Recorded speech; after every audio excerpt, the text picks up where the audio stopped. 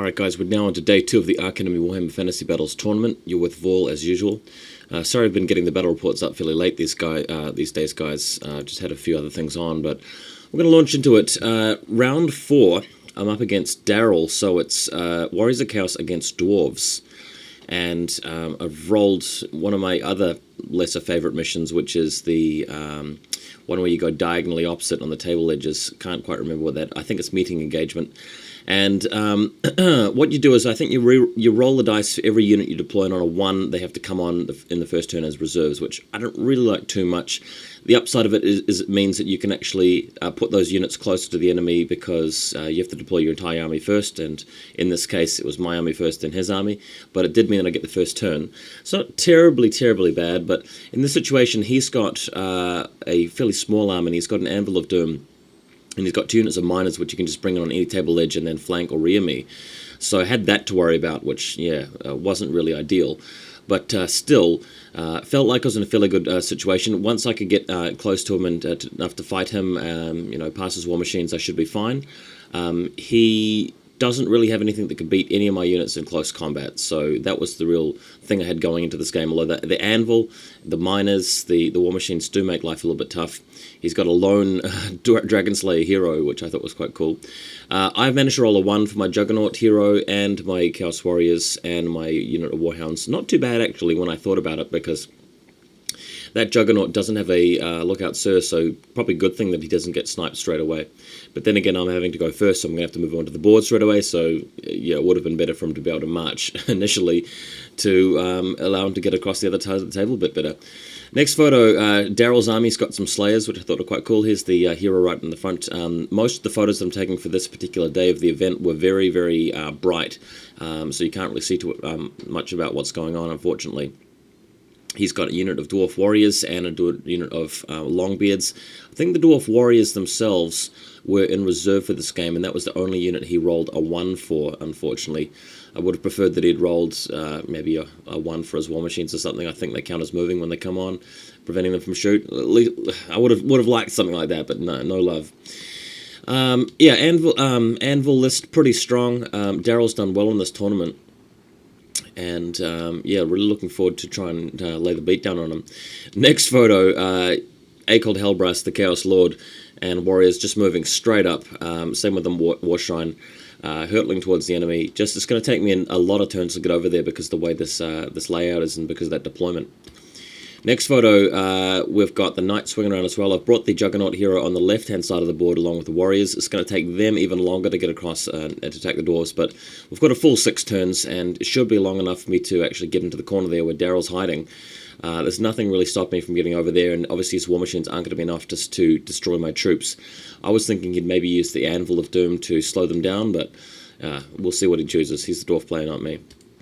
Next photo, what he's done here is, because I've swept along the flank with my knights and tried not to sort of put myself in a position where he can pick off more than one at a time with his cannon, he's gone in with the dwarf warriors. You know, this is the dwarf warrior unit, not the miners, and he's going to use the anvil to charge them in the flank. So that's going to give him a bit of a bonus here with charging and a banner and in the flank and all that sort of stuff. So we'll wait up to see what happens there. In fact, what happens is that I bring my hero, my BSB over using the make way rule to the flank, kill like 4 or 5 dwarves, and actually manage to stick around, and then I reform. So if we go to the next photo, this is actually how the combat ends up, which I thought was hilarious. Daryl didn't think it was hilarious, but his awesome flanking unit of dwarves actually getting crushed by these frenzied Chaos Knights. It was just, it was awesome stuff, and gets me some easy early points to the start of the game, and keeps the Chaos Knights into combat as well. It means that they're not getting shot by war machines, and gives me a good head start. Very cool stuff. Next photo, we've got a situation here where the Chaos Lord, the Chaos Exalted Hero on Juggernaut has moved across, has actually taken a wound, I believe, from the cannon, and inflicting only 1 wound on him. Daryl was unlucky to only roll 1 out of a d6 as the number of wounds inflicted on him, but I was unlucky to fail my ward save and for the cannonball to hit him in the first place, so there you go. The Chaos Warhounds are situated in a position on the flank so that the Chaos Warriors can't be flank charged by miners. If he recharges me with his miners, that's actually fine because I get so many strikebacks with Frenzied Hellbird carriers that I think I can actually fight the miners off pretty easily. But in the middle, everybody getting a lot closer, and man, the magic phase just getting shut down every time, no spells going off at all, trying desperately to get a comet down into his corner. That would be awesome, but just no love there. He keeps shutting me down with his massive number of Dispel Dice and Dispel Scrolls. Well, Dispel Runes, we should call them. Next image, the miners have indeed shown up and have not been able to make it into charge range with anybody, so they're just hanging around there. I was actually hoping he would get into charge range of my Chaos Warriors there, just so that I could backslash him like we talked about a moment ago. But yep, miners are on the field now, and this is the unit with the steam drill, I think. Next image, we've got a combat going here. What happens is that his dwarf longbeards, charge into my unit of Chaos Chosen. These Chosen have, I think, +1 attack or something extreme. And pretty good photo here. I'm on the hill, he's charging up here, and the point of this little maneuver is that if he can beat the Chosen, break them, and overrun past the unit of Marauders about to back them up, that will mean that he keeps that unit alive for some time and really makes life hard for me. But if the Chosen hold, then I flank charge him essentially and win the game. So that's the situation we're looking at. In the background, the Juggernaut's up against the Slayers.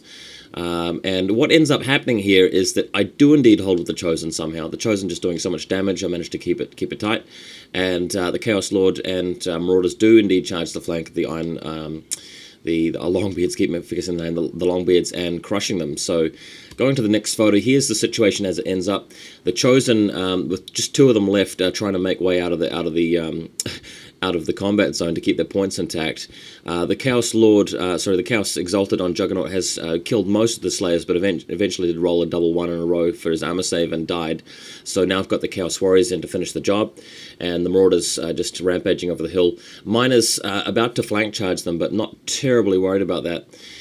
In the background, I managed to do nothing much to his war machines, although he has misfired a couple of times. Next photo, the miners indeed charging the Marauders, who reform after taking some casualties and crush them. So that's another unit in the bag. And photo after that, he's moved his other miners on the other side, attempting to charge me in the rear, and failed the charge distance. So that's what happened there. The Knights charging directly in to attack the volley gun, the organ gun, I should say, and that's a real risk there because I didn't have many Knights left. He was barraging with war machines and killing most of them. On the other hand, my Chaos Warriors attacking his cannon, forgot that he had the Rune of Immolation and blowing most of them up as well. So what was turning into a 20-0 massacre for me actually started to becoming a bit of a clawback for Daryl. Taking out his minor units here, no problem, but with his anvil still around to do some damage, things got really problematic.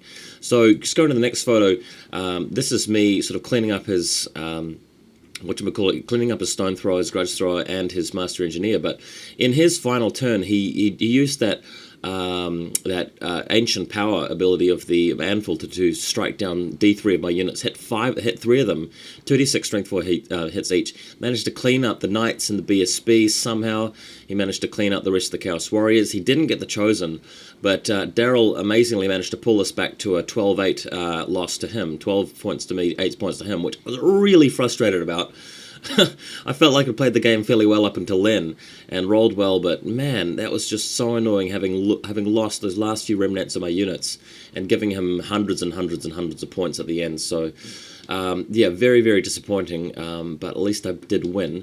I was expecting to win this game. You know, I wasn't expecting to lose it, but it was just a real annoyance that he managed to pull it back and prevent himself from losing too many victory points. Hope you guys enjoyed that. I'll catch you for the next game.